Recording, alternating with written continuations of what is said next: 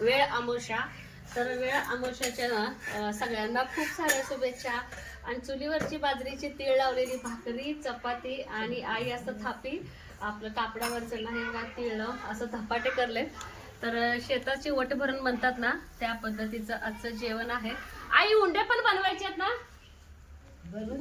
उंडे ह्या वर्षी आई नाही बनवणार, कारण की माझ्या पण हाताला हे बघा खूप असं लागलेलं आहे. मग काय करता येत नाही मला, फक्त भाज्या भात आवरणं सगळं पसारा काढणं. हा फक्त थापायचं एवढं मला येत नाही. मग असं बाहेरून ना असं रक्त येतं, मग एका हातानं फक्त मळून देणं असं काम चालू आहे. आणि इकडं परीनं ना आजीला निवद लाटून दिलेलं आहे. हे बघा भरलंय.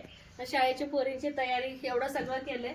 आणि पोरींना अजिबात सुट्टी नाही. पसाऱ्याकडे जाऊ नका. भरपूर असे नारळ आणलेत आणि आतमध्ये तुम्हाला मी दाखवते काय भाज्या केले ते. मसाले टाकून घरच्याही बघा मस्त असं डाळीचा रस्सा बनवलाय. खूप छान सुगंध येतोय. आणि अशी मिक्स भाजी. तर आणखीन कुरुडी वगैरे तळायचं आहे.